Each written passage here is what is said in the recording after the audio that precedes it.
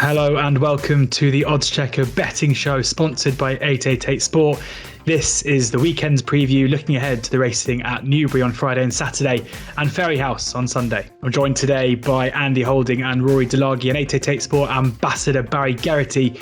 Stay tuned to hear which Cheltenham Festival winner Andy thinks could defeat Paisley Park on Friday. I don't think Paisley Park's as quick as he was. And if it is quite steadily run, I think she'll probably just have too much speed for this lot. Hear Barry Geraghty's thoughts on his old friend Defy de Sol after last weekend's performance. He ran well for a long way. I would have expected him to get tired because he generally would need his first run. You know, I'd still hold plenty of faith in him. And hear which 33-1 shot both Rory and Andy fancy in the big one at Newbury on Saturday. He's definitely overpriced at 33s. He's not a particularly sexy horse. He's been there before, and we know what his record's about. You often find horses like that from a stable like that often do run above their odds. Delighted to be joined by two stalwarts of the Oddschecker betting show, Oddschecker's very own Andy Holding, and we've got Rory Delargy joining us as well. Normally, I'd come to you both for a bit of chat about, the recent racing, how we've been doing, a few pleasantries, but here we've got about 12 races to preview in about an hour, so I think we're going to get straight into it. And because we're going to look through a few races on the card on Friday at Newbury, then into Saturday, obviously focusing on the Ladbrokes Trophy on Saturday as well, then over to Fairyhouse on Sunday for a couple of races there. So we're going to get straight into the action now. Before we do so, just going to point the listeners and viewers in the direction of the Oddschecker app, where you can get the very best prices, which we'll be talking about today. Bookie offers, all base terms you can see there as well, free bets, and Andy's tips on the morning of racing every day straight to the app. So make sure you check that out. We've plucked out a few races on Friday. This is going out on Thursday evening, so it will date quite quickly. So if you're listening to this on Friday afternoon, Friday evening, you want to get to Saturday's racing, it should be coming up in about 15 or 20 minutes. So feel free to scrub along and find it now. But we'll start with the 1240.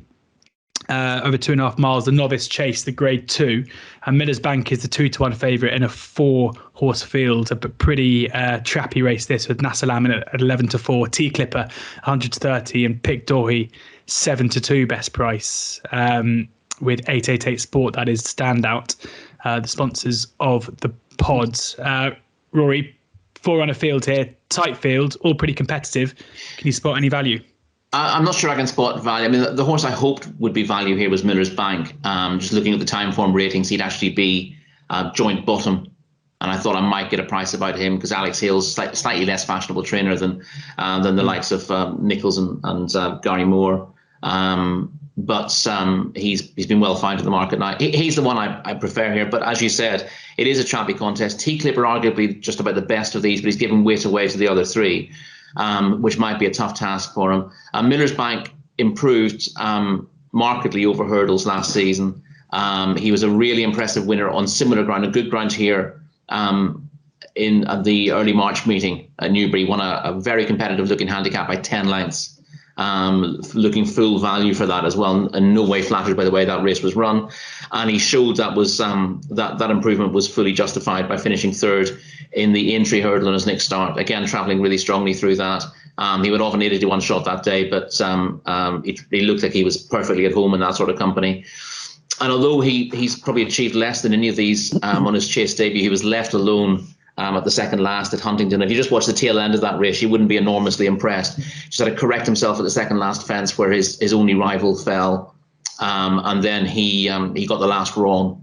But if you watch the whole race, his jumping was really good in the early stages of that race. He looks a natural over fences, and it's one of those scenarios where you pretty much got your race won. He had his main rival hard off the bridle, turning for home, and he just had to get over the last two fences, and that's what Harry Bannister did. It didn't look terribly pretty in the straight, but as I said, taken overall, his jumping was really good.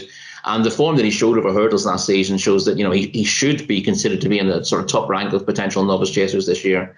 So I thought he was the one to beat here. Unfortunately, the market agrees with that. So whether there's any value in him at 2-1, I don't know, because it's a pretty warm contest, as you expect of a grade 2 at Newbury. Andy, any thoughts? Yeah, it's funny because I was quite impressed with him when he won at Huntingdon, like Rory. But the odd thing about it is he's actually done the slowest time of these four. So I think his price is is wrong in many respects. I think Rory's right to kind of like point out if he would have been a 5-6-1 chance, he might have had half a look at him. But at 2-1, I'd say that's almost verging on madness to take 2-1 about him, because the other three have basically just run faster times. They've been in better races, so that's probably why. For me to say that Miller's Bank can't run a quick time. Once he's in this environment, I'm sure he will. But as it stands at the moment, what they've done, T Clipper sets the best standard for me. His Chepstow win, I think, is without a shadow of a doubt one of the better ones we've seen on this side of the RSC so far. They went a real good clip for Dahlia Vallis, took them along at a strong pace. And the fact that Captain Tomcat as well was absolutely like out on his feet back in fourth and has subsequently gone on to win and floor Paul Nicholls' hot pot suggests that Chepstow run is as good as what we thought. The Lacey horse are in good form. And I love this way this horse jumped at Chepstow. He was really good when he needed to be. He needed to be pinpoint accurate that day to keep up with Fidelio Vallis, who went a proper gallop and was obviously trained for the minute for that race, like a lot of Nicholls horses are at that meeting.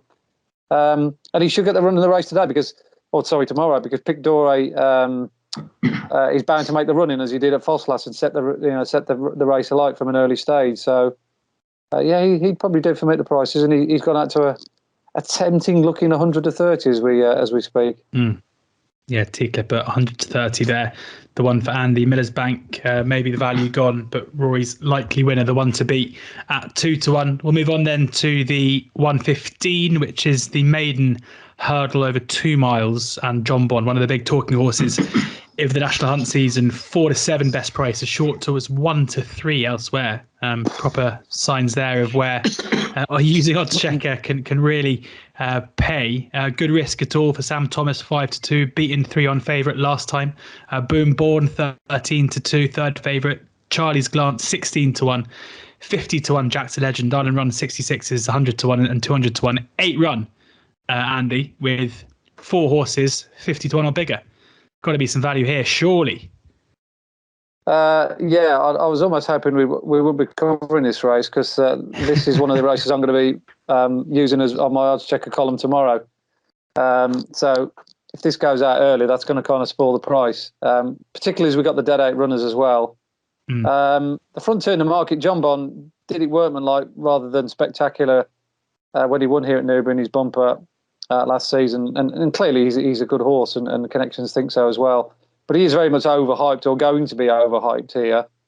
I don't think actually what he did in that race is anywhere near the level of what could be considered a 2-5, 1-3 shot. And you add into the fact he's got to jump cleanly as well against some fair horses. It's not the kind of horse I want to be backing. Good risk at all. Talking about jumping, it jumped as if he was blindfolded first time out at Chepstow. Goodness me. He would have gone straight back onto the schooling grounds, I think, the day after. Very much like a golfer who probably shot an 80 on a tour event. And straight to the range. Straight to the range, yeah. And the time figure, that Chepstow race, was absolutely appalling. I mean, he jumped badly at a slow pace. So, that leads me on to Boomborn, who I thought ran a really eye-catching race behind 2 horses who I think would probably almost win this race. It was quite funny that Nicky Henderson had a horse in that race that got beat, the one that Boom finished third in, that was very highly regarded, Broomfield Berg.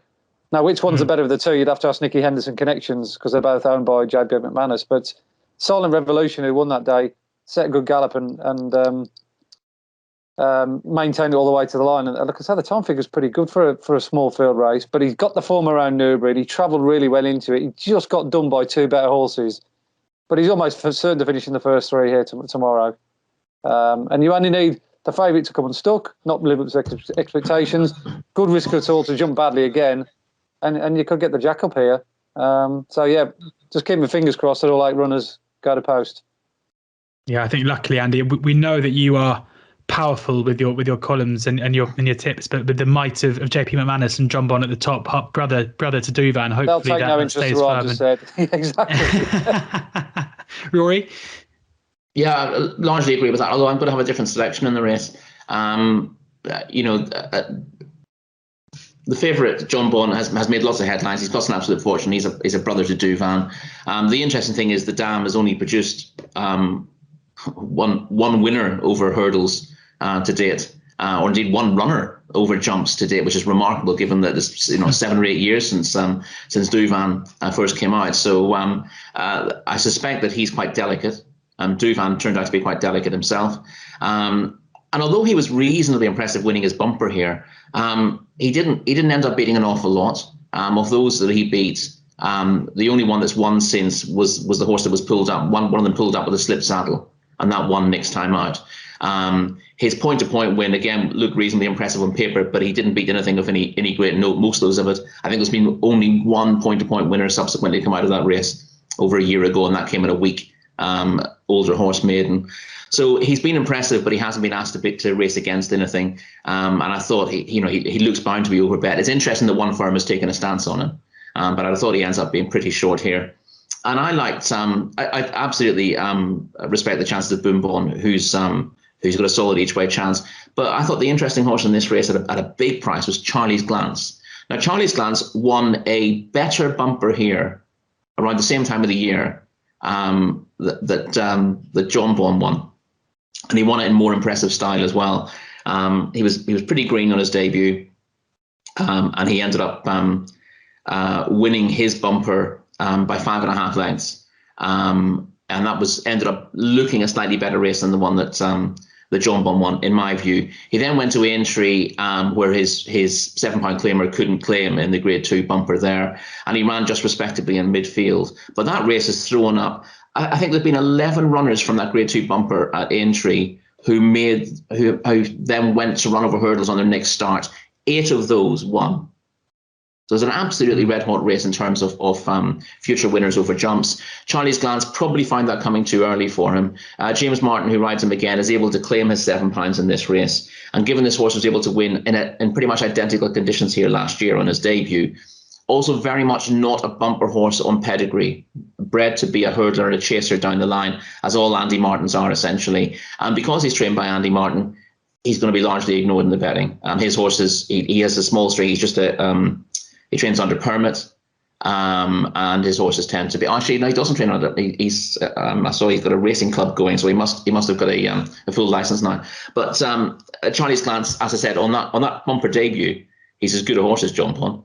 And you don't make absolute judgments based on one run. But because he's from a much less fashionable stable, he ends up being a very big price here. And so he's sort of 16 to 1 and bigger, and that would very much appeal to me. The day I can add some flesh into the bones with Rory's pick there. The day when he won, I was quite taken aback by his time figure when he won that bumper. He beat Argester, didn't he, Rory? And he did, yeah. Argester's a right man mountain of a horse that won very easily at Ascot the other day. I think he's going to be a decent animal for Hughie Morrison. And he did such a good number that I actually tipped him the day when he ran at Aintree. I think he was 40 to 1, 33 to 1 shot, and I went for a bit of a touch with him in that Aintree race. And I was actually a little bit disappointed with him, Rory, that he could only finish 9th. I was actually expecting him to finish in the first 4 or 5. So, yeah, I can certainly see that angle in with him, 16 to 1. Yeah. And again, going back to that bumper, Silent Revolution you've mentioned already was 3rd in that bumper, having had the run of the race from the front. So it's worked out pretty well. Yeah, very good. Yeah, and given the shape of the race, you can probably back them both each way at 13 to 1. Well, yeah. I mean, like I say, that good risk at all has got to do a lot better than he did at Chepstow. I mean, his bumper form's good, but yeah, you look at it, you think, you skim across it straight away, don't you? It's not that much of an appealing betting piece, but he's actually quite a good race.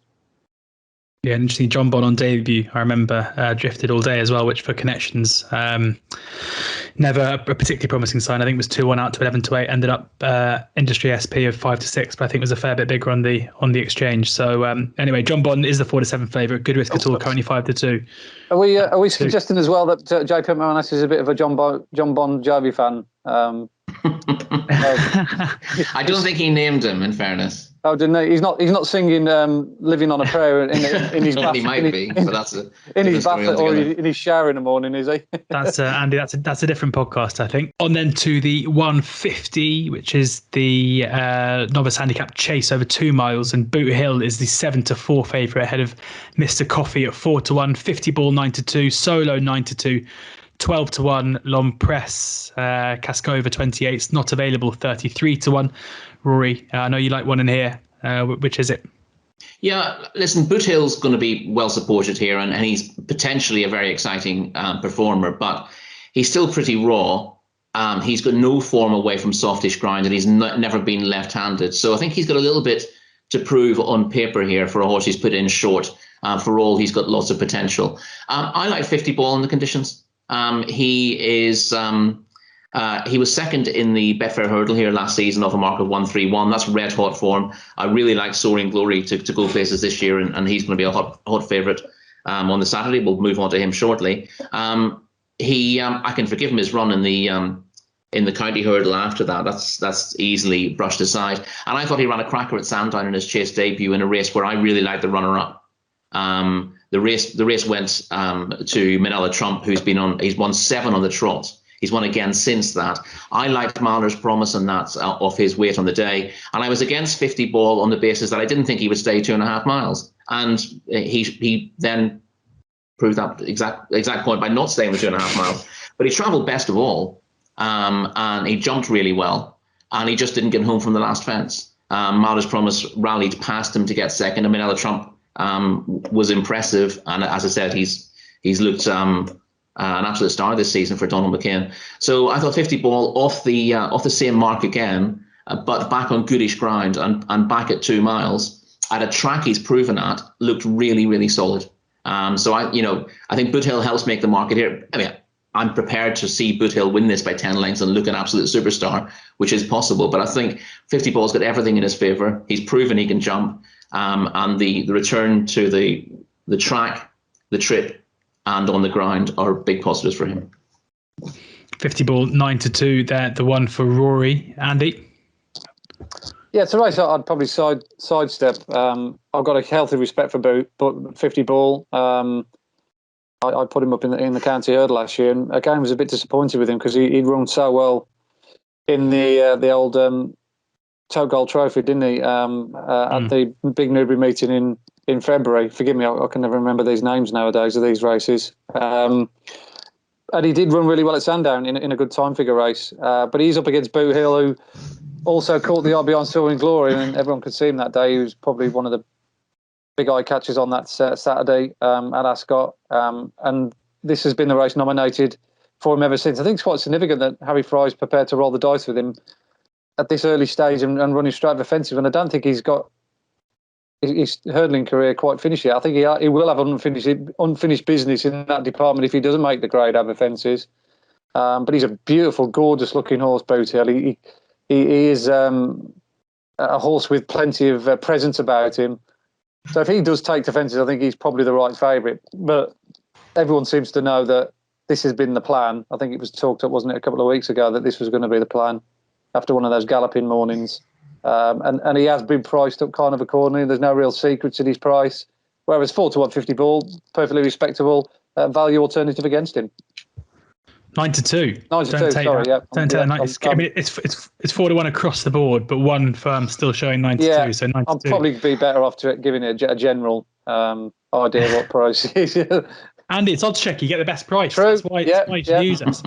By the time this goes out, it's more than likely going to be 4 to 1. Especially when Rory's done with it. The 3 o'clock. We're going to head to the last race we're going to be covering at Newbury. It's the long distance hurdle. Paisley Park is the 9 to 4 favourite ahead of Indefatigable at 7 to 2. Mrs. Milner's 4 to 1. Liz Nagar Oscar 6 to 1. Thomas Darby 7 to 1.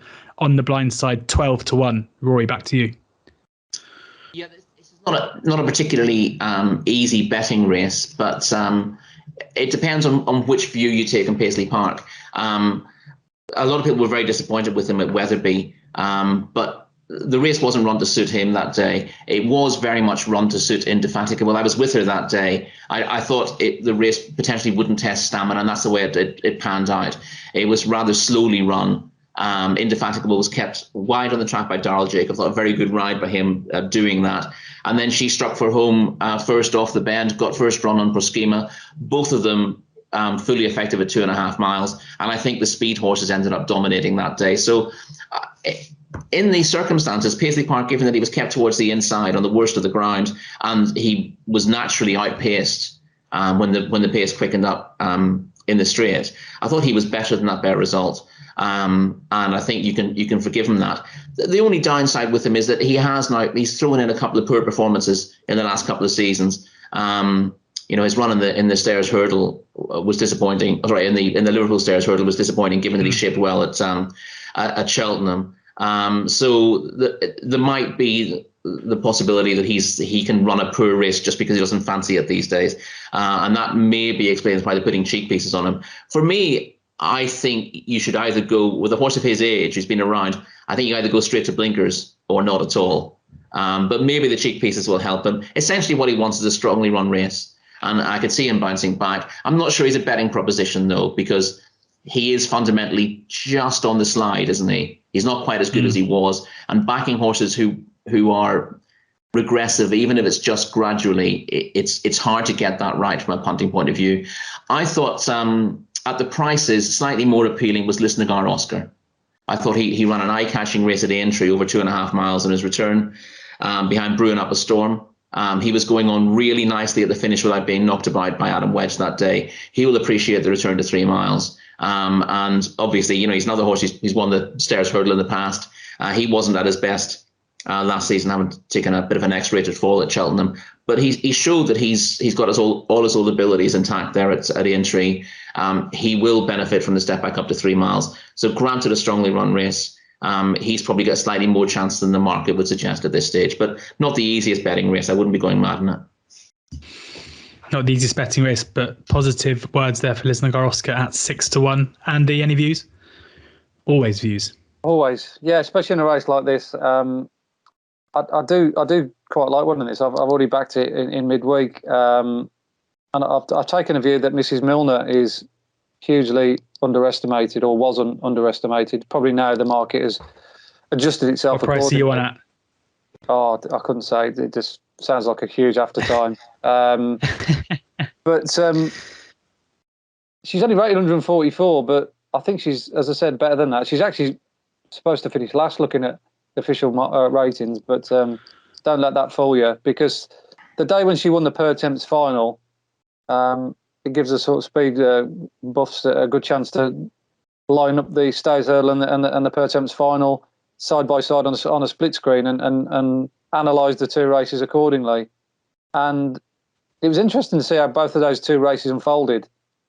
The Stairs Hurdle was very much run a more even, better gallop early on. And then the back end of that Per Temps final, when the taps were turned on, meant that Mrs. Milner made up all the lost ground, and by the time they hit the line, was actually upsides the winner of the Stairs Hurdle. And considering Paisley Park was well beaten in behind, that obviously is a direct feather in the cap to Mrs. Milner, just based on pure sectionals. The key to Mrs. Milner, she loves fast ground. She's not like a robust national hunt horse who'll go slog her way through heavy. She'll handle heavy, but she's much better on good ground.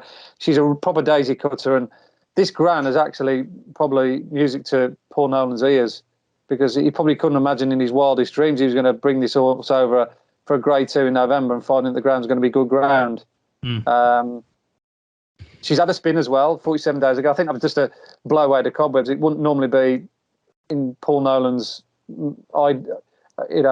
idea to run a horse in October, who's obviously going to be Cheltenham Festival bound later on in the season. But I think he's probably had this race on target on his radar for a long, long time. And if it is quite steadily run, I think she'll probably just have too much speed for this lot. I don't think Paisley Park's as quick as he was. And small field tactical race, which this is likely to be. I don't think. Can you see a front runner in this, Rory? I don't know what's going to make the running here. Well, I thought On the Blind Side was the likeliest front runner. He has at least done that before. Yeah. But he's not an out and out front runner by any chance. He made the running in the Relkill Hurdle when they switched that to Kempton last season. So he's the likeliest on paper to do that. But it's up in the air, really, isn't it? Yeah.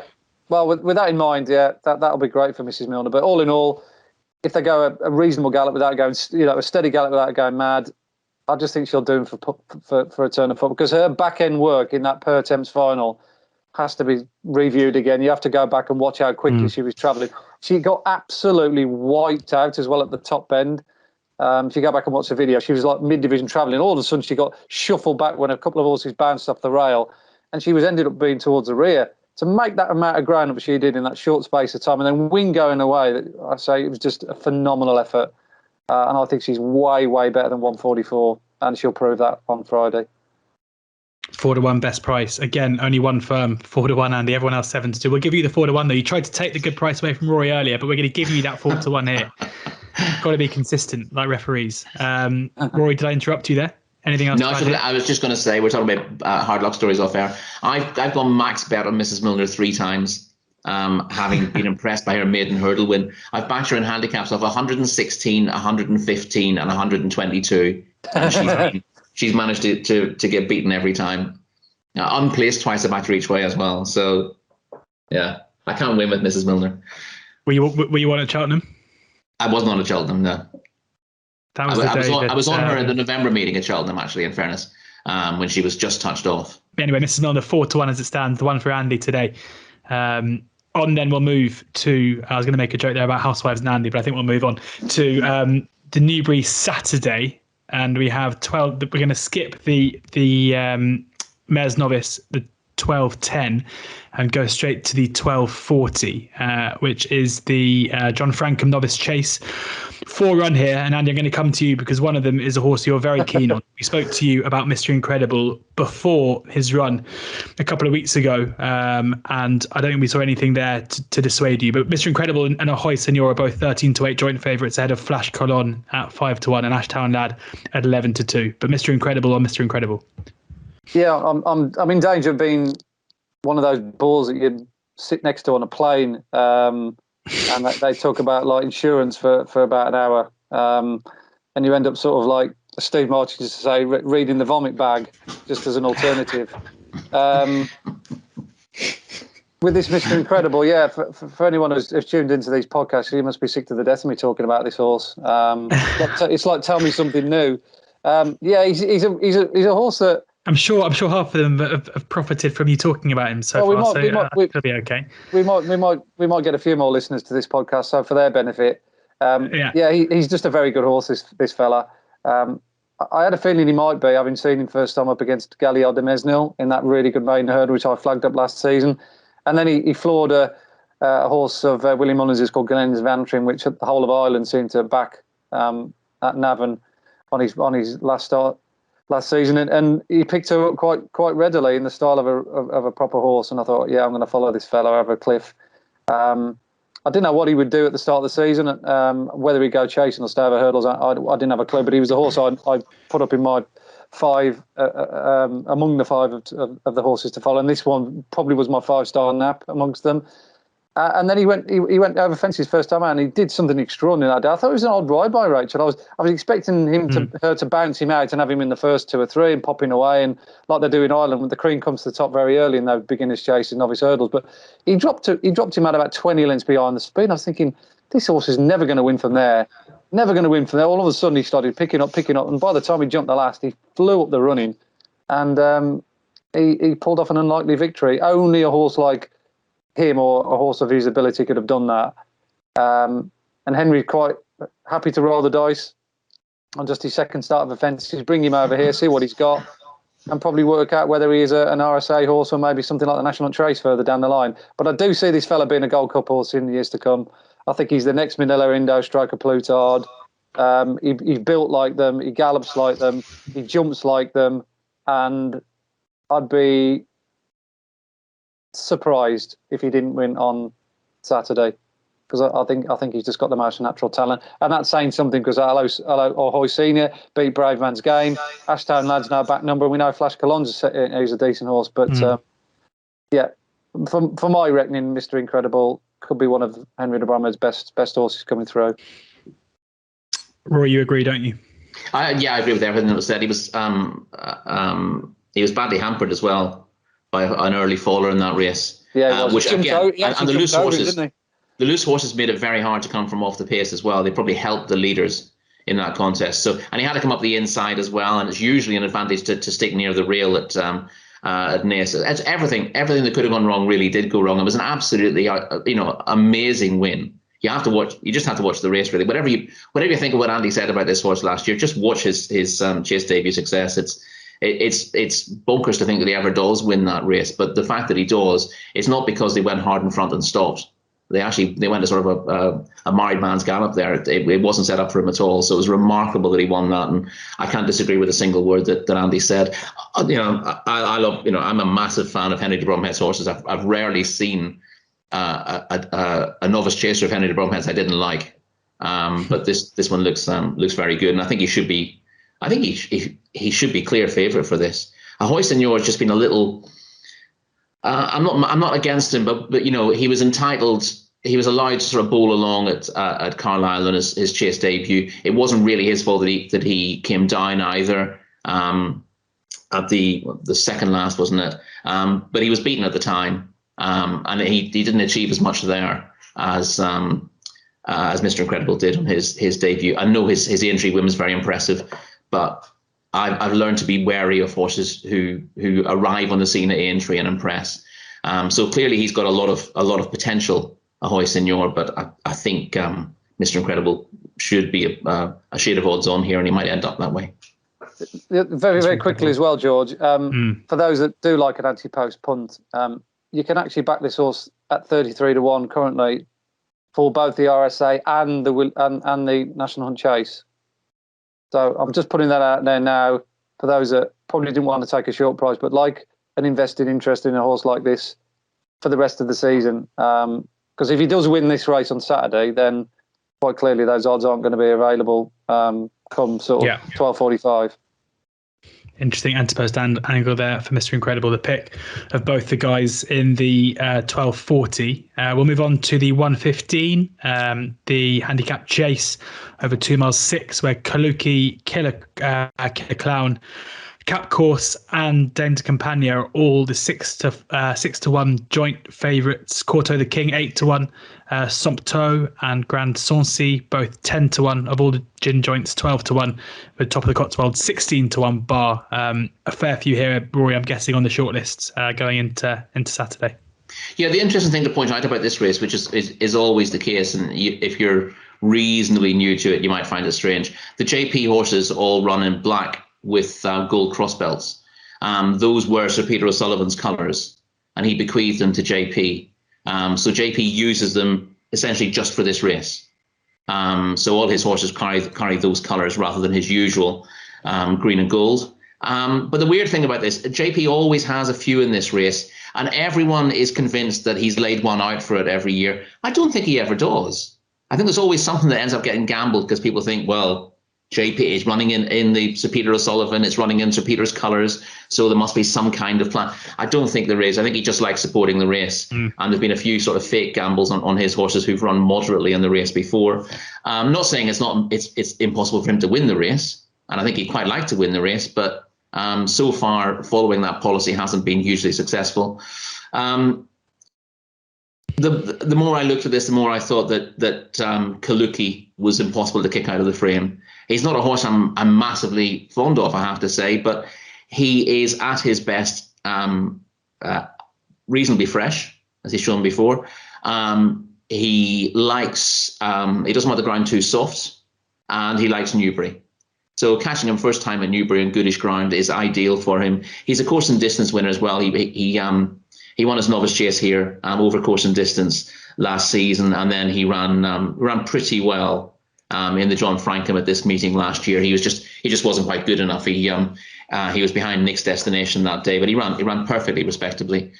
And he came back to form when runner-up at the track on his final start in March. So he's off the same mark again. I'm not sure there's an awful lot of improvement in Kaluki, but I think he's guaranteed to be at his best here. And that's good enough to see him hit the frame at the very least. Time for him still give him a P, so they have hope that he's going to progress again. And he's younger than most in the race, so there is scope for improvement. I'm not convinced there's much more progress in him, but I'm pretty certain that he's going to run his race. And with conditions in his favour, he looks very solid each way material. Kaluki 6-1 there for Rory. We're going to have to rattle through these races. Andy, over to you. Yeah, I mean, save me waffling too much. I think Rory's covered everything I'd probably go along with as well with Kaluki. I backed him a few times last season. I was actually disappointed at the time he didn't beat Next Destination, because the time figure that he achieved first time out over this course was very good on good ground. He needs a flat left-handed track, just plain and simply, because he just jumps to his left. But so yeah, he's a good operator around here, and I think Rory's hit the nail on the head. Right, onwards then to the 150. As I say, Kaluki 6-1, best price at the moment. On to the 150 though. The next handicap hurdle, where we've got Leclerc's Arcade is a 4-1 favourite ahead of Masters Legacy at 6-1. Calvadoge is 13-2. Glory and Fortune 8-1. Chittabello 17-2. Earl of the Cotswolds 9-1. 14-1 bar. 11 runners at the moment. Andy, how do you see this one going? I think the interesting runner here is Leclerc's Article. I think they just chalked up at 6-7-1 when the betting opened up this morning when I was looking at it, and I think it's gone down quite considerably since.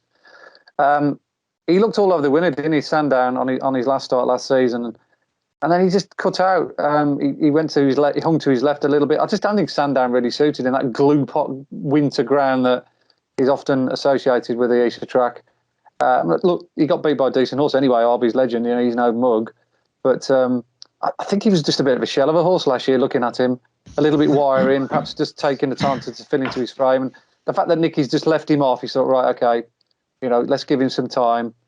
We'll protect his mark for next year and bring him back. And Nicky's always got a plan here, and this is a meeting when he often unleashes a few little sneaky dark ones. And I think off a mark of 125, if there's any horse capable of improving upon what he's already achieved, I think it's him. If there was a genuine softer ground than what they're likely to get Saturday, I'd have a more than half a healthy look at Black Mischief. Very, very impressed with the way he won down in Newton Abbot last time out. He tanked his way through that race. Yes, he beat sort of summer/autumn horses. I'd take that on board, but he has got some good form against some good horses back in the day, and I still think he's not badly handicapped on the pick of his old form off a mark of 139. But I think he probably wants to slightly soften what he's, as I said, that it might be on Saturday, although there is rain forecast. So, like I say, just keep an open mind with that. But as it stands at the moment, that would have been my pecking order. Leclerc's Article, stroke, Black Mischief if it rained. Leclerc's Article 4-1, Black Mischief 14-1. Not a great deal of rain forecast at the moment, fair to say. Friday, I think, isn't it, Rory? I think there's supposed to be scattered bands coming down. Yeah, I'm not sure how much they could do with a little bit. We'll see what they end up getting tomorrow. It doesn't look like a huge amount. More up north, Newcastle are expecting plenty. So we'll see if Newbury get it. But there hasn't been much around my neck of the woods, which isn't too far away. Long Rory, John's how do you see this one? Order of the day, aren't they?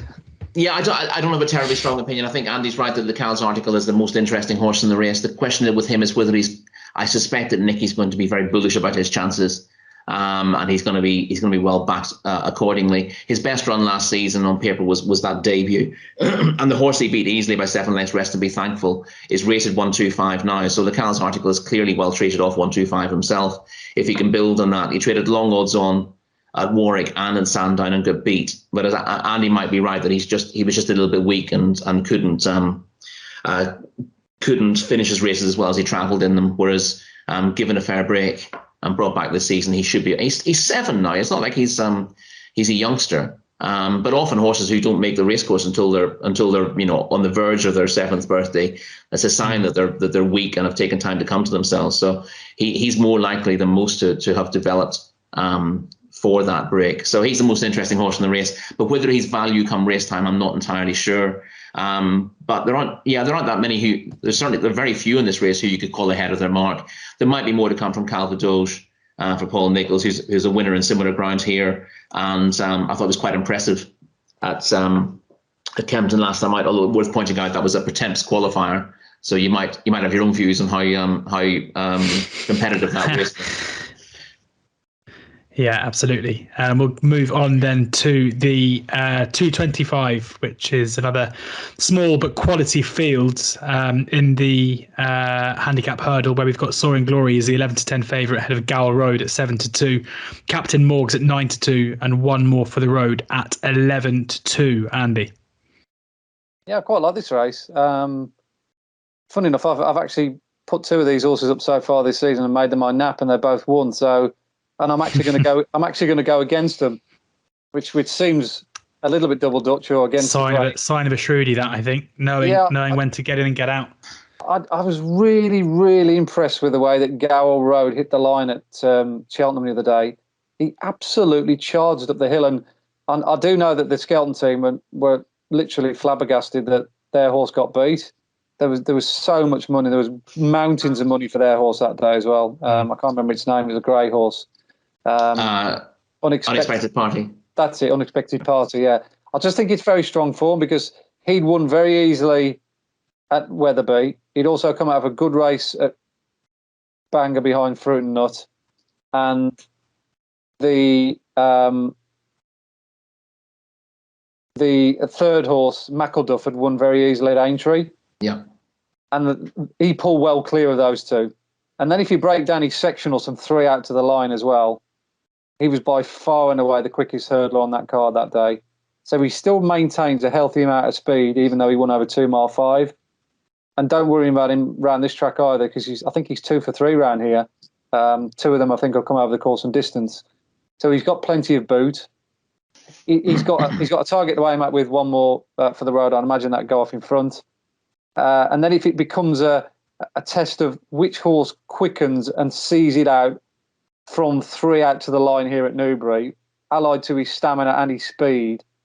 And now he's a little bit better a jumper as well than he used to be in the past. I think Gower Road will have the legs for this lot.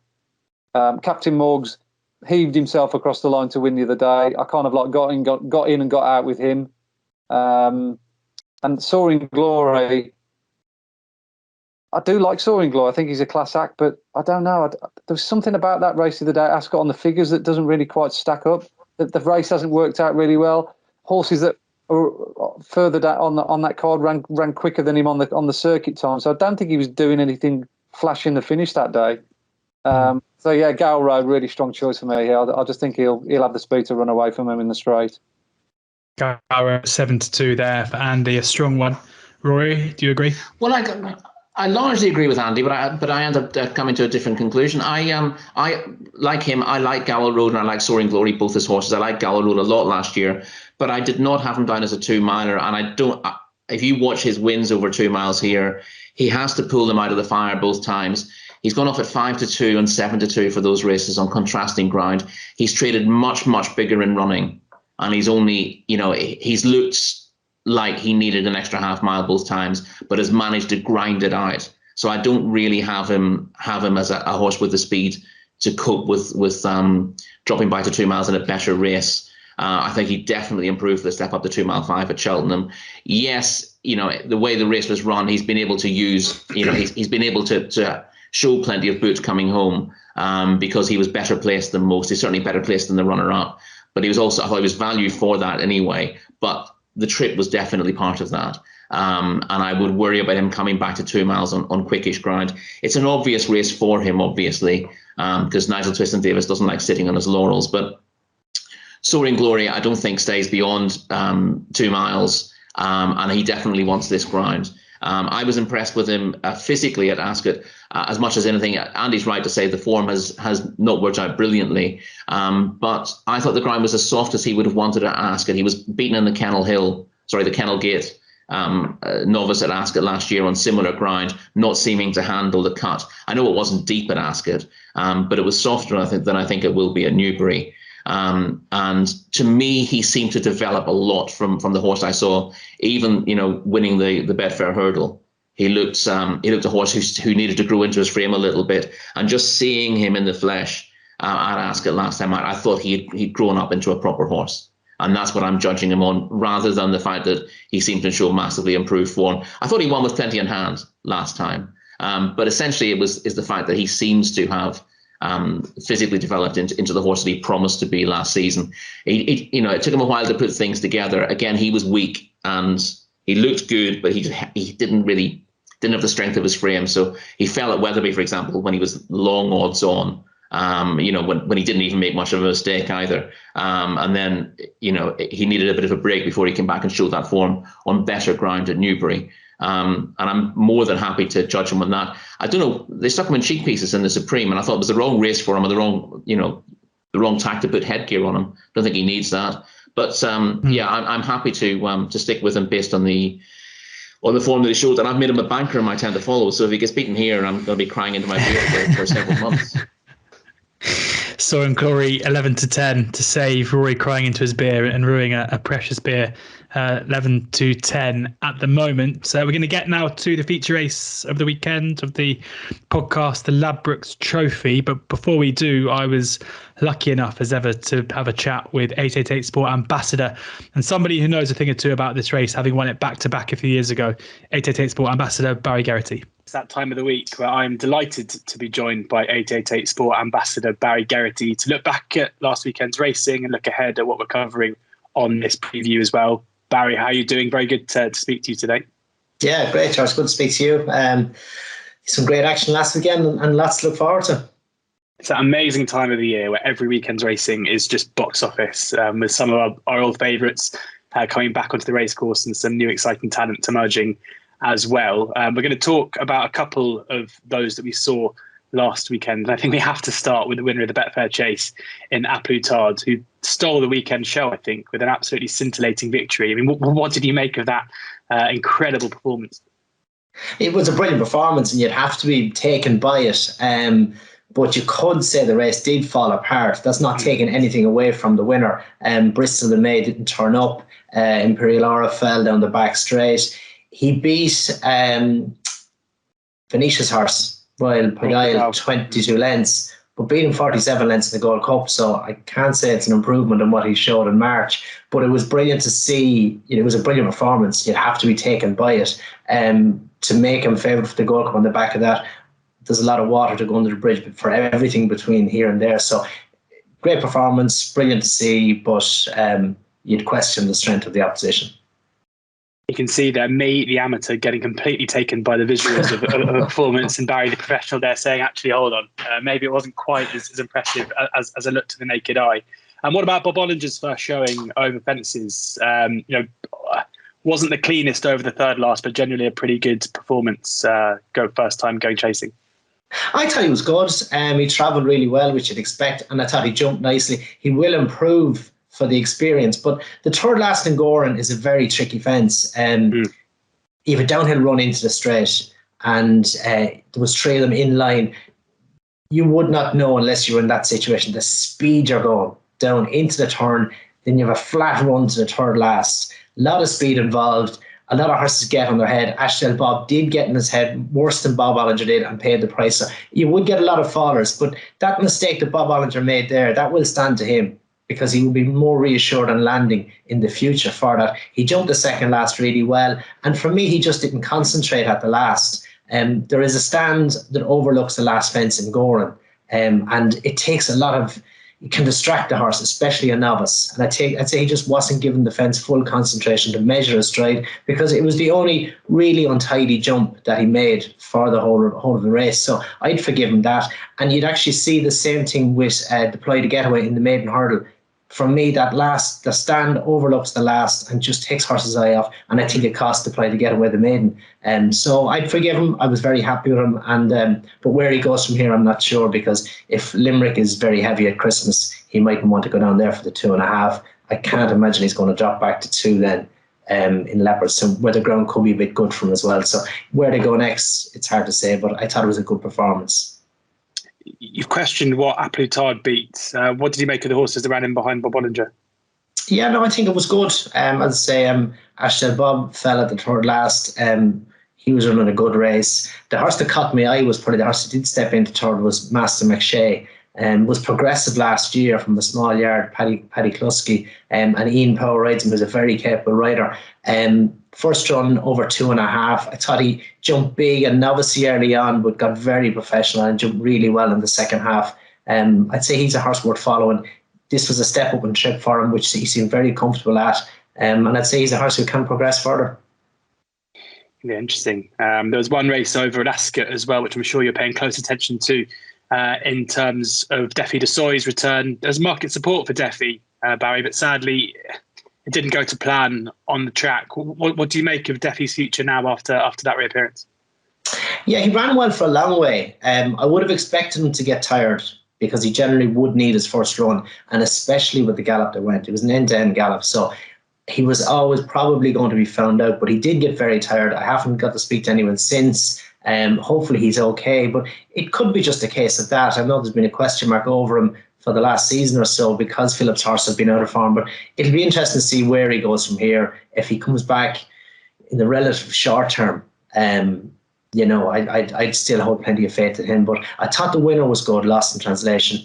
Another horse who's on a bit of a comeback mission as well. He was third in the Gold Cup, only beaten a length and a half 2 seasons ago. But I thought coming back to 2-5 around Ascot on reasonable ground against 2.5 milers, if you like. Now, he's good novice form over the middle distance, but he looked like a horse who was on the stretch a little bit throughout, but his class told later on. And I thought it was a good stepping stone towards the King George, and he could be a little bit of value there at about 16s. Yeah, Lost in Translation, best price 16-1 for the King George, as Barry says there. We need to timestamp this for those who are watching or listening on Thursday evening or Friday or Saturday. Barry and I both pretty busy this week, so we're chatting on Wednesday, which means we come to the Ladbrokes Trophy and the races we're going to speak about Fairyhouse as well. We're not entirely sure of the final fields, but we have a fair idea because obviously the quality of the racing is very, very good, and especially for the Ladbrokes Trophy, we know that those at the top end of the market are certainly, all being well, will turn up, where On the Ropes, Enrillo, Eclat de Rire, Fiddler on the Roof, not much to pick between them in terms of the prices. Barry, who are you looking out for? Who do you think holds all the aces going into the Ladbrokes Trophy? Yeah, it's a tricky race. On the Ropes was beaten 4 times over fences a few seasons ago. Then he came back. He was second to Monkfish on his only run last season, which was a great run in a good race. And then he didn't run until the Munster National, which you could question the strength of the form of that, beating a Wave by the Sea. So I'm not fully convinced on him. And Relo is a horse who I think has a chance. He shouldn't have lost the race in Sandown. He was the best horse on the day. But it was a competitive handicap. It was a hard-fought victory if he was to have won it. So he has a chance. Fiddler on the Roof is a horse I'd have a question mark about at the top level. I think he's a good horse in lesser company. Eclat de Rire is a horse I like, but there's probably a question mark with the ground. There is rain forecast on Friday and Saturday, so that will help his chances. But there's a horse down the way who is about 12-1 or so, maybe. Remastered is a horse I like. I loved him last season. He won the Reynoldstown. It was a good performance. And for me, he disappointed then behind Galvin in the old 4-miler. But that race would have come soon enough on the back of the Reynoldstown. There's only about 3 weeks between the two. And there's a 3-mile chase 3 weeks before Cheltenham, going into a 3.5-mile chase at Cheltenham.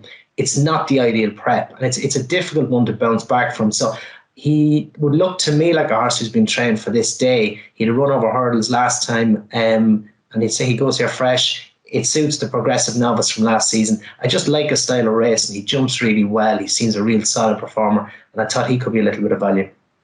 Yeah, remastered best price 14-1 for David Pipe at the moment there for the Ladbrokes Trophy. Over to Fairyhouse on Sunday, and the Hatton's Grace hurdle sees Honeysuckle's return, the unbeaten Honeysuckle, 4-7. She is to continue that streak, but a couple of quality horses in behind. Again, we don't know for sure who runs, but Classical Dream and Saldi are the two entered at the moment. Barry, can you see any way that Honeysuckle's the crown slips here? I don't think so. She only just held on last year from Ronald Pump, but I know I was standing behind Henry in Fairyhouse on the day, and he was kicking himself that he didn't have her fit her, so I don't think he's going to make that mistake this time. For me, Honeysuckle improved no end through the season. She got so professional. At Cheltenham, she was brilliant. She was absolute dynamite. Saldier has 15 lengths to find on her in the champion hurdle. He has race fitness under his belt with Tipperary and Galway wins, but has he got the class? I don't think so. Classical Dream is a horse we haven't seen much of, very impressive in Punchestown, over 3 miles. And he has a chance. He's the only one for me who has the potential to trouble her. But I think a fit Honeysuckle, there will be no trouble in her. No troubling Honeysuckle. A couple of other races on the card, just to preview quickly: the Royal Bond and the Drinmore, the Novice Hurdle and the Novice Chase over at Fairyhouse. Who do you fancy in these two? Yeah, two tricky races, both competitive. I thought the Royal Bond, my mate Mosey, who's favourite, he was very impressive in Punchestown going right-handed, but not so good in Navan going left-handed, albeit he still won. He's the favourite and obviously has to be respected. Two from the Gordon Elliott yard, Mighty Potter, very impressive in Down Royal, but didn't beat much. And Three Stripes Life, who was fourth in the Cheltenham Bumper. That's the strongest level of form for me. And I think with a fast run race here with my mate Mosey setting the pace, I think that's going to suit Three Stripes Life. So I just go at him marginally over the other two, but I think there isn't much in it. As regards the Drinmore, similar thing, competitive race. Well, Gavin Nacko is favourite, but I question the quality of the field he beat the last time. For me, I would like Last Ambition, he's called, Jesse's Lifetime Ambition. Lifetime Ambition, sorry. Very impressive in Down Royal, beat Beacon Edge, who to me would look like he wants further. But I thought Lifetime Ambition, a big step up from what he's done over hurdles, but he jumps so well. Looks like a real progressive type. He'd Vanillia back in third, who won since then. I would imagine he improved a lot from that run, but Lifetime Ambition just looked like the horse to me. Maybe there was a lot of potential. Lifetime Ambition 5-2 as it stands for the Drinmore, and Three Stripe Life 130 there in the Royal Bond. Thank you very much to 888 Sport Ambassador Barry Geraghty, as ever, for joining us on the Oddschecker Betting Show. Look forward to speaking to you again next week. Cheers, George. Thank you. Yeah, great as ever to be joined by Barry. Thank you very much to him for taking the time to have a chat. But let's get into the Ladbrokes Trophy now. And on the ropes is the 9-2 favourite ahead of Eclat de Rire out 5-1, Fiddler on the Roof 6-1, and Rillo 6-1, Kitty's Light 12-1, Cloth Cap 12-1, Potterman 14s, The Machine 14s, 16s, Copperhead and Remastered 25-1 bar. Andy, will come to you first. A couple of firms offering 7 places at the moment. I'm sure that'll go even further in the coming, in the next 24 hours or so. But we'll see. But how do you see this? It's pretty open at the top end of the market. Yeah, it looks a classy renewal, doesn't it? Wide open as well at that. Anti-post markets dominated by the Irish trained horses on the ropes and Eclat de Rire for obvious reasons, really. On the ropes, going into his run last time out at Limerick, looked a potentially well handicapped horse based on his run behind Monkfish last season. I think they had him in the Kerry National, but he didn't make the gig, so they went to the Munster National, and he made mincemeat of his opposition that day. He clocked a very good time figure, and he won with quite a bit in hand. Obviously, a handicapper's done his best to try and adjust his sums and make it a little bit more of a level playing field. And he's given him 153, which, we don't know whether that's good or bad, because we just haven't enough evidence of him, really, I suppose. But he has got the potential to be pretty useful throughout his career. I see him more as a national hunt chase horse further down the line this season. I think he'll get further. He looks a horse that's got plenty of stamina, so this trip shouldn't be a problem. He jumps well.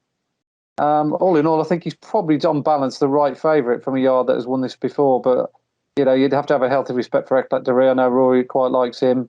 The way a Plutard won last week, you'd be mad to disregard any Henry de Bromhead horse in any chase over this side of the Irish Sea, because they're just they're trained to the minute. They jump well. They're just hardy. They battle. They've got class. It's very rare you see a de Bromhead horse, a chaser, laid out for a race that comes over here and runs a stinker. You put the kettle on, you're sizing Europe's down the year. That they're just time and time again keep coming back and back. And you need to remind yourself of what a brilliant trainer Henry de Bromhead is. So there'll be a lot of confidence behind him with Rachel Blackmore on, and that's not to say Rillo isn't with the squeak. He obviously he's also been targeted for this race. He's quite a brittle horse in some respects, that he has to probably be minded throughout a season. But he likes this track. He's a smooth traveller. He's a good jumper, and I think we haven't quite got to his potential either. One at a big price as well, the Hollow Ginge. I'll just throw him into the equation because he likes Newbury. And the time figure that race that he ran in at Cheltenham was quite a good one for the grade, but I do think he'd probably have to step up to win it. But I could certainly see with 6 or 7 places, you're suggesting there, George, him running into a place at a price. because he likes good ground, and you often find horses like that from a stable like that often do run above their odds or above their station. I've had a few quid on the ropes. Again, anti-post. I don't think I'll touch him on the day again. I've got no need to back him again because I think he's, along with Eclat de Ria, is the one with the most potential. But yeah, I think the value has been sucked out of the front end of the market now. So if you're having a bet now, who would it be? I'll probably go hollow. If you gave me another free bet now, as I said, I think 33 to 1, 6-7 places, the hollow ginger at a big price. 33 to 1, best price at the moment. Currently 5 places, best price with the 33s. But you can get 28 to 1, 7 places, which could be the way to go. Rory? Yeah, I was crunching the numbers on this today, and I'm not a massive fan of the Hollow Ginger as a horse, but he kept. However, I sort of diced the numbers and looked at the historic form, he kept coming in there as being, as having a decent chance, and he's always struck me as very error prone and rather clumsy and a bit of a plotter, but actually. The more you look through his form, the more you realise that he's a better horse when he jumps better on good ground. He looks like he needs, every yard of 4 miles sometimes. It's largely because out of soft ground he tends to jump poorly, and you've got that really poor completion record all told. But look at his record. Well, he was fourth in this race last year, for example, at 50s. And he's at least as good as he was then because he comes in here on a probably a career best. I mean, he looked like he was going to win everywhere bar the line against Definite Plan at Cheltenham last month. So yeah, he's definitely overpriced with 33s. He's not a particularly sexy horse. He's been there before, and we know what his record's about. But Nigel Twiston-Davies, there are a few yards in better form than him at this stage, and he'd spent quite a long time, not hitting the mark as often as you'd expect. But in the last few weeks, Nigel's horses have been running really well. So yeah, he was the outside that ended up coming down on as well today. But I won't steal Andy's thunder by putting him up as a selection. But yeah, it surprised me that the numbers. You've got to keep coming back to the numbers, and the numbers kept suggesting that he was a bet here. I agree with Andy that the market leaders are plenty short enough now. You might end up finding that those at the head of the market drift on the day because they're in short prices based on anti-post markets that are largely weak. And there's going to be a lot more money around on the day. I'm not a big fan of on the ropes, I have to say, but as Andy says, he's lightly raced and he could easily be progressing. The form of that Munster National is ordinary. The two horses who chased them home, who come out and run since, have finished last and pulled up. So this is nothing to do with betting really, but there was a chance that he was going to go in here. Sean O'Keefe, who rides him, was listed as claiming £3 here because the authorities, whether it was Weatherby's or the BHA, had miscalculated his claim. So he was due to ride with a £3 claim. If that hadn't been picked up today, he'd have been disqualified. So because it's not, it's the jockey's responsibility to point out. So if he'd actually turned up with a £3 claim and weighed out with that weight, there would have been an objection against him. So it's bizarre that can happen in this day and age, but there you go. Yeah. In terms of my selection, as I said, I've always liked Eclat de Rire. The question with him is whether the ground is going to be too quick for him because most of his form's on heavy ground.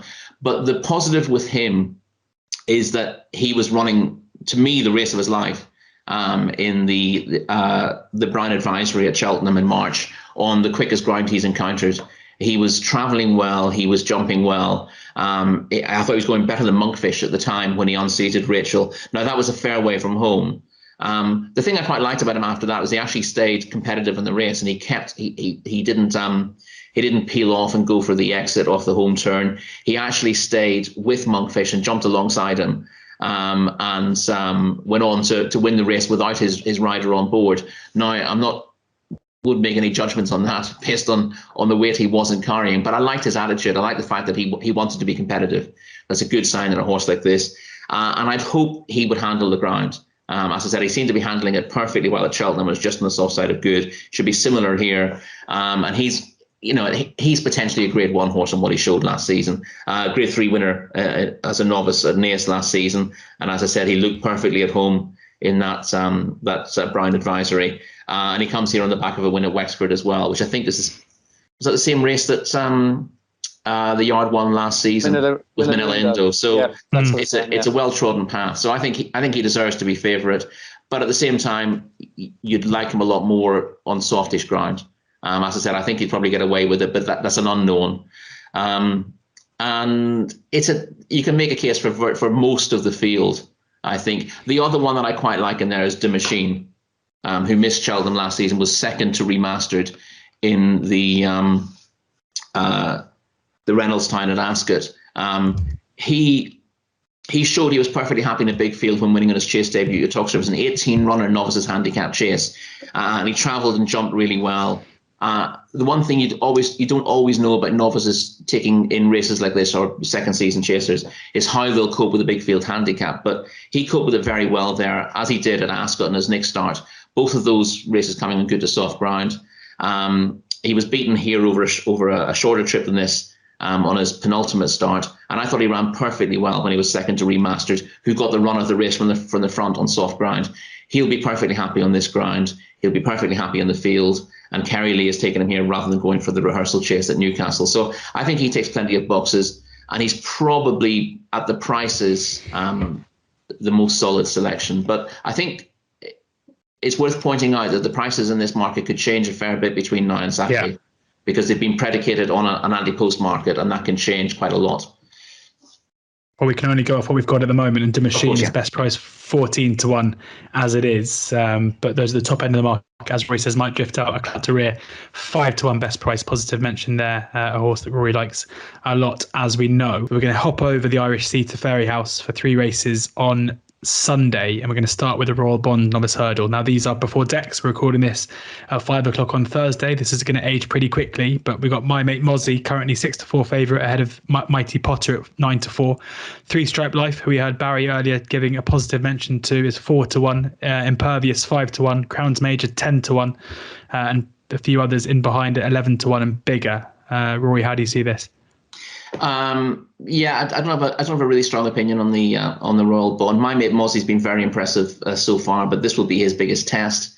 The ground won't be a problem. He's been winning on good and good to soft ground, so 1 or 2 of these might like it deeper, but My Mate Mozzie is perfectly happy on it. So I think he's a deserving favourite, but not a race that I want to have a bet in at this stage. Andy? I'd be kind of fairly open-minded about this race at the moment. I like my mate Mozzie. He's a very, very slick jumper. If you go and watch him operate over a hurdle, he can really get from one side to another very, very slickly. So I think that's going to stand him in good stead. Whereas 3 Stripe Life is a little bit guessy here, there, and everywhere. I'd certainly take on board 3 Stripe Life might improve for jumping the proper timber hurdles, because he jumped the brush hurdles the other day, and I think for this meeting they're back over the timber hurdles. And Impervious has really been impressing me as well of late. He won at Listowel, and then he was very good the other day at Down Roll. He beat a horse I put up on my column a couple of weeks ago called Sit Down Lucy, because of that time figure. And Sit Down Lucy ran really well. She finished second. So I think Impervious is probably going to be, of the main players, the one underestimated the most, but has got probably the better numbers in the bag. So if the shape of the race stays the same and there's like 8-9 runners going to post, then I'd probably be more than having half a look at him at sort of 5-1 or above. Yeah, Impervious there is currently 5-1 as it stands at the moment, but this may well cut up come Friday morning. The Driddenmore, we've got Lifetime Ambition 5-1, Gabby Nacco 3-1, Beacon Edge 3-1, Fury Road 6-1, Cape Gentleman 7s, Grand Paradis 8-1, 10-1 Bar. Andy? Yeah, I like this race better than I did the Royal Bond. One of the best novice chases run so far in Ireland was the race that was won by Lifetime Ambition on that Down Royal card. I think it was the same day as all those good races. But either way, it was a very, very fast time figure. And the back end sectionals, everything about the race was absolutely bob on. He jumped immaculately as well from the front. He was pinpoint accurate all the way through. Just really loved the way he operated over his fences. And the third horse has already won since, Vanillier. of course, who won the Albert Bartlett. So the form is absolutely rock solid. He's definitely got the best form coming into this race, and we know he operates going right-handed. Good ground's not a problem. He's obviously got to take on Beacon Edge again. It might improve, and Gabinacco is no back number, and he won really easily here last time out, albeit in a weaker race. But yeah, for me, lifetime ambition. He sets a really high standard, and if he gets into the kind of rhythm he got here last time out, down Royal last time out, he could be difficult to peg back. Lifetime ambition 5-2 for Andy. Rory? Yeah, and he sets a decent standard. My only concern about him was I thought he had a slightly awkward head carriage at Down Royal, and a couple of times last season over hurdles he travelled well and then didn't find off the bridle. So I'm just a little bit wary of that. But he looks at Down Royal, he just looked a better horse over fences, and I think Jesse Harrington was of the view that he'd be a better horse on better ground as well. So I respect his chances. I don't know whether Cape Gentleman's an intended runner here because he's quite a big price for what he's done. I thought his win at Cork was really good. He beat Run Wild Fred by 14 lengths at level weights. Blueberry was back in third that day. Noble Yates fourth. French Dynamite, who won next time out, was fifth. I thought that was really strong form. He was then a bit disappointing when made odds on for a graded novice chase last time out back at 2 miles. But I think they made the mistake there of allowing Riviere d'Etel to dominate. And she was getting tons of weight. She was getting 19 pounds, I think. And she jumped brilliantly from the front. And Cape Gentleman, he kept close to her, but he allowed her to dictate to him the whole way through the race. And her jumping was just that little bit better than his as well. And the problem, if you're going to sit on the tail of something that's jumping better than you, you have limited opportunities to make your mark there. He ended up being beaten by 21 lengths in the end, but he had a decent horse and embittered well behind him. That form doesn't win this race, but I think he can return to the form he showed at Cork under he's back up and trip, but under a slightly more aggressive ride as well. I think there are plenty of good races in Cape Gentleman. So if he runs here, I think 7-1 is too big. The 7-1 might suggest that they're not thinking of running in the race because it comes up pretty quickly after that Craddock's Time novices chase. But if he does run, I'd certainly respect his chances, and he's better than that margin of defeat last time makes him look. Yeah, Cape Gentleman 7-1 at the moment. We should say if you are listening to this or watching this on Thursday evening and you back that 7-1 and Cape Gentleman doesn't line up, your bet will be a loser. So be aware when it comes to anti-post betting. The last race we're going to cover, the Hatton's Grace Hurdle, Honeysuckle's reappearance. 4-7, Honeysuckle is to keep her unbeaten record. Classical Dream 4-1, Saldia 11-2, Abracadabra's 11-1, Ronald Pump 14-1. Andy Plenty in here at the moment. We're still not entirely sure who's going to run. It's anticipated that Honeysuckle will. I mean, is that 4-7 value, or can we, if one of Classical Dream or Saldia, Abracadabra's line up, can you see one of them running her close? No. If Honeysuckle turns up in the Honeysuckle that we know, and she's done that, gazillion times, then the rest are just in trouble. Simple as that. They're not good enough. Classical Dream's not quick enough. Abracadabra, has he got the resolution? Ronald Pump, he probably wants further, doesn't he? He does run this track particularly well. I could certainly see him running into a place at a big price because Matthew Smith missed the season virtually with him last year, so he'd want to make up for lost time with him. And he's a horse I've always had a huge amount of affection for. If only he would have won that Stays Hurdle 2 years ago, I wouldn't be sitting here now. I'll probably be sipping a pina colada on a yacht somewhere out in the Bahamas. Well, if I had a penny for every time I'd heard you say that, Andy, I would be too as well. So yeah. But yeah, there you go. That's the game. But yeah, Honeysuckle's just an absolute champion, isn't she? I've tried to oppose her in the past as well. I've thought there might be chinks in her armour here, there, and everywhere. She hasn't done the time figures. She hasn't done this, done that. But the last two runs last year, when she blitzed them at Leopardstown and then the Champion Hurdle, and then doing it again at Punchestown, she's just awesome. I think we've just got to applaud her and just enjoy her for what she is. She's a fantastic race mare, and hopefully she'll be around for years to come, and we can extol in her virtue. She's just a fantastic horse, and yeah, the price is no good, but I'm looking forward to seeing her run. Rory? Yeah, I think you've got to enjoy her for what she is. It's worth pointing out, though, that if you're thinking of lumping on her, she only won by half a length last year from Ronald Pump, who absolutely flew home from out of the picture after the last. Now she probably had a race won and hadn't got an eye on him at all. But he was, give him another 50 yards, I think he might have mugged her. But she's clearly a better horse than him on balance of form. And as Andy says, she keeps winning top races. I think she will, looking at this earlier today, she'll equal Beulah's record of 13 consecutive wins, unbeaten over hurdles. All those horses who've won more consecutive races had been beaten before, and indeed afterwards. And Beulah, of course, met his match eventually. But he won his first 13, including 2 champion hurdles. And this will be 13 for her if she wins it. This is where she's going to be at her most vulnerable this season, of course, because Henry knows that the most important races come in the spring. I suspect there will be a bit of personal pride involved here in the knowing that she is unblemished, and he won't want to send her out half cooked for this. But I don't think she's going to be winning this by 20 lengths. I think she'll win the race, but I think you'll probably find better 2 to 5 shots through the season with horses who are geared up to win those specific races. Her class should win her this, but it might be a slightly uncomfortable race to watch if you've had your mortgage on.